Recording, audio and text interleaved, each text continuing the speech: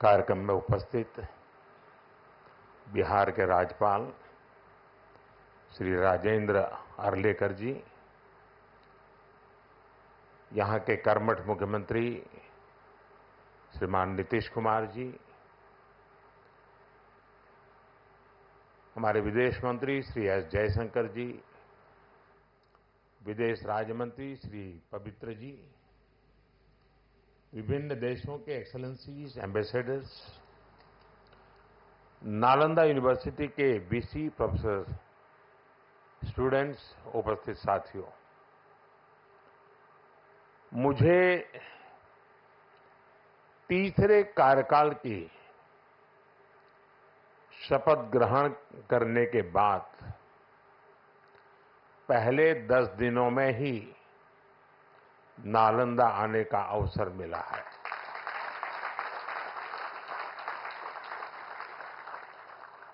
ये मेरा सौभाग्य तो है ही। मैं इसे भारत की विकास यात्रा के एक शुभ संकेत के रूप में देखता हूं। नालंदा ये केवल नाम नहीं है। नालंदा एक पहचान है, एक सम्मान है। नालंदा एक मूल्य है, नालंदा एक मंत्र है, गौरव है, गाथा है। नालंदा है उद्घोष इस सत्य का कि आग की लपटों में पुस्तकें भले जल जाएं, लेकिन आग की लपटें ज्ञान को नहीं मिटा सकती।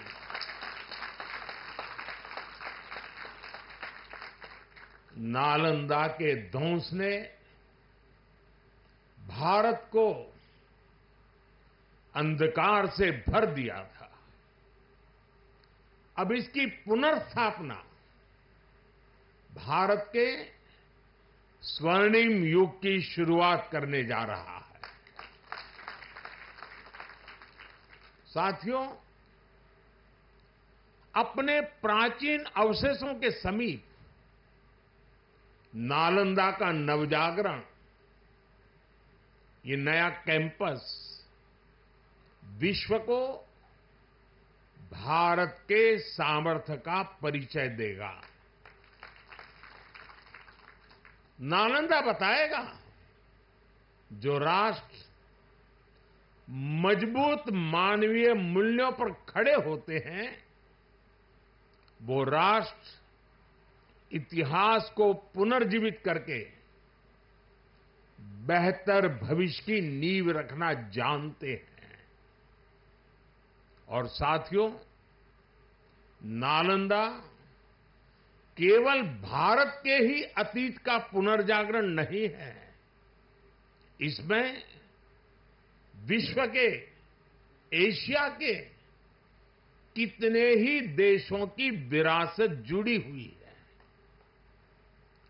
एक यूनिवर्सिटी कैंपस के इनॉग्रेशन में इतने देशों का उपस्थित होना, ये अपने आप में अभूतपूर्व है। नालंदा यूनिवर्सिटी के पुनर्निर्माण में हमारे साथी देशों की भागीदारी भी रही है। मैं इस अवसर पर भारत के सभी मित्र देशों का, आप सभी का अभिनंदन करता हूं। मैं बिहार के लोगों को भी बधाई देता हूं। बिहार अपने गौरव को वापस लाने के लिए जिस तरह विकास की राह पर आगे बढ़ रहा है, नालंदा का ये कैंपस उसी की एक प्रेरणा है। साथियों, हम सभी जानते हैं कि नालंदा कभी भारत की परंपरा और पहचान का जीवंत केंद्र हुआ करता था। नालंदा का अर्थ है न अलम ददाति इति नालंदा, अर्थात जहां शिक्षा का, ज्ञान के दान का अविरल प्रवाह हो। शिक्षा को लेकर, एजुकेशन को लेकर यही भारत की सोच रही है। शिक्षा सीमाओं से परे है, नफा नुकसान के नजरिए से भी परे है। शिक्षा ही हमें गढ़ती है, विचार देती है और उसे आकार देती है। प्राचीन नालंदा में बच्चों का एडमिशन, उनकी पहचान, उनकी नेशनलिटी को देखकर नहीं होता था। हर देश, हर वर्ग के युवा यहां आते थे। नालंदा विश्वविद्यालय के इस नए कैंपस में हमें उसी प्राचीन व्यवस्था को फिर से आधुनिक रूप में मजबूती देनी है। और मुझे ये देखकर खुशी है कि दुनिया के कई देशों से यहां स्टूडेंट्स आने लगे हैं। यहां नालंदा में 20 से ज्यादा देशों के स्टूडेंट्स पढ़ाई कर रहे हैं। ये वसुधैव कुटुंबकम की भावना का कितना सुंदर प्रतीक है। साथियों, मुझे विश्वास है आने वाले समय में नालंदा यूनिवर्सिटी फिर एक बार हमारे कल्चरल एक्सचेंज का प्रमुख सेंटर बनेगी। यहां भारत और साउथ ईस्ट एशियन देशों के आर्ट वर्क के डॉक्यूमेंटेशन का काफी काम हो रहा है। यहां कॉमन आर्काइवल रिसोर्सेज सेंटर की स्थापना भी की गई है। Nalanda university ASEAN India university network बनाने की दिशा में भी काम कर रही है। इतने कम समय में ही कई लीडिंग ग्लोबल इंस्टीट्यूशंस यहां एक साथ आए हैं। एक ऐसे समय में जब 21वीं सदी को एशिया की सदी कहा जा रहा है, हमारे ये साझा प्रयास हमारी साझी प्रगति को नई ऊर्जा देंगे। साथियों, भारत में शिक्षा मानवता के लिए हमारे योगदान का एक माध्यम मानी जाती है। हम सीखते हैं ताकि अपने ज्ञान से मानवता का भला कर सके।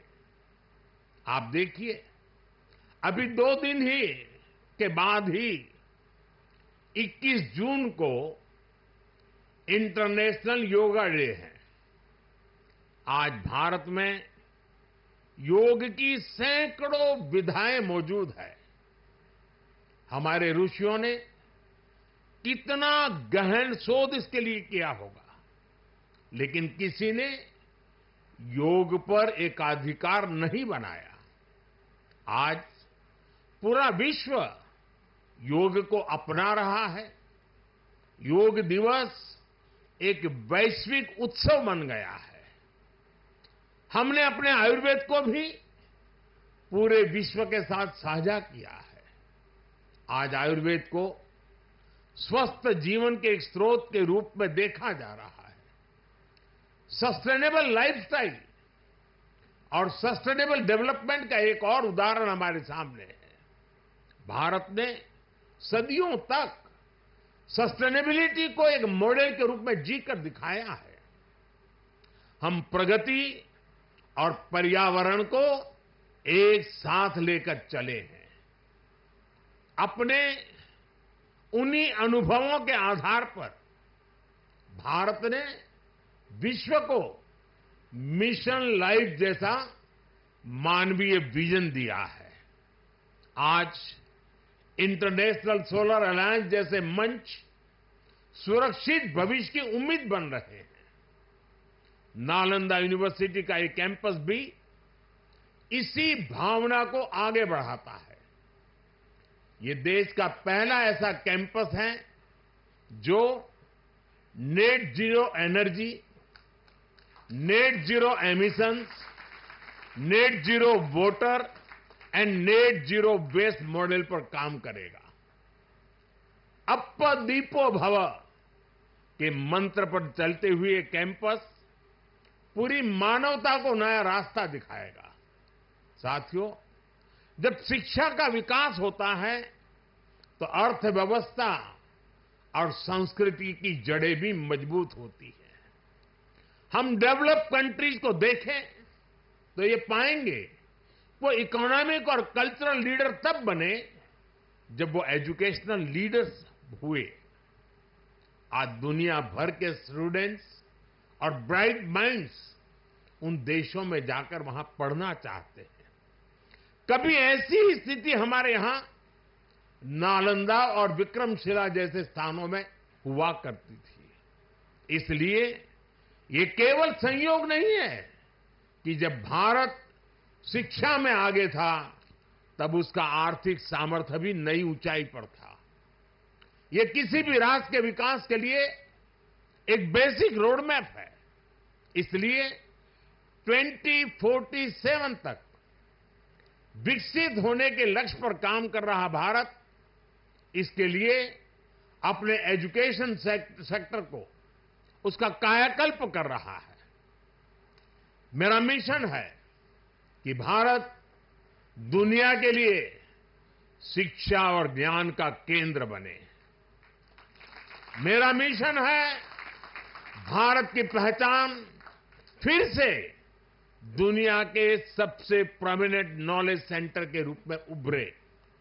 और इसके लिए भारत आज बहुत कम उम्र से ही अपने स्टूडेंट्स को इनोवेशन की स्पिरिट से जोड़ रहा है। आज एक तरफ 1 करोड़ से ज्यादा बच्चों को अटल टिंकरिंग लैब्स में लेटेस्ट टेक्नोलॉजी के एक्सपोजर का लाभ मिल रहा है।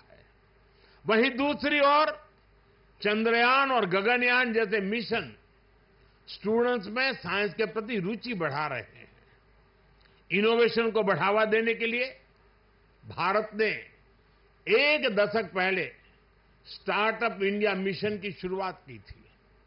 तब देश में कुछ 100 ही स्टार्टअप थे, लेकिन आज भारत में 1,30,000 से ज्यादा स्टार्टअप है। पहले की तुलना में आज भारत से रिकॉर्ड पेटेंट फाइल हो रहे हैं, रिसर्च पेपर पब्लिश हो रहे हैं। हमारा जोर अपने यंग इनोवेटर्स को रिसर्च और इनोवेशन के लिए ज्यादा से ज्यादा मौके देने का है। इसके लिए सरकार ने 1 लाख करोड़ रुपए का रिसर्च फंड बनाने की घोषणा भी की है। साथियों, हमारा प्रयास है भारत में दुनिया का सबसे कॉम्प्रिहेंसिव और कंप्लीट स्किलिंग सिस्टम हो। भारत में दुनिया का सबसे advance research oriented higher education system हो। इन सारे प्रयासों के नतीजे भी दिखाई दे रहे हैं। पिछले कुछ सालों में भारतीय यूनिवर्सिटीज ने ग्लोबल रैंकिंग में पहले से काफी बेहतर परफॉर्म करना शुरू किया है। 10 साल पहले क्यूएस रैंकिंग में भारत के सिर्फ 9 शिक्षा संस्थान थे। आज इसकी संख्या बढ़कर 46 पहुंच रही है। कुछ दिन पहले ही Times Higher Education impact ranking आई है। कुछ साल पहले तक इस रैंकिंग में भारत के सिर्फ 13 इंस्टीट्यूशंस थे, 13। अब इस ग्लोबल इंपैक्ट रैंकिंग में भारत के करीब 100 शिक्षा संस्थान शामिल हुए हैं। पिछले 10 वर्षों में औसतन भारत में हर सप्ताह एक यूनिवर्सिटी बनी है। भारत में हर दिन एक नई आईटीआई की स्थापना हुई है। हर तीसरे दिन एक अटल टिंकरिंग लैब खोली गई है। भारत में हर दिन 2 नए कॉलेज बने हैं। आज देश में 23 आईआईटीज हैं। 10 साल पहले 13 आईआईएम्स थे। आज ये संख्या 21 है। 10 साल पहले की तुलना में आज करीब 3 गुना यानी कि 22 एम्स है।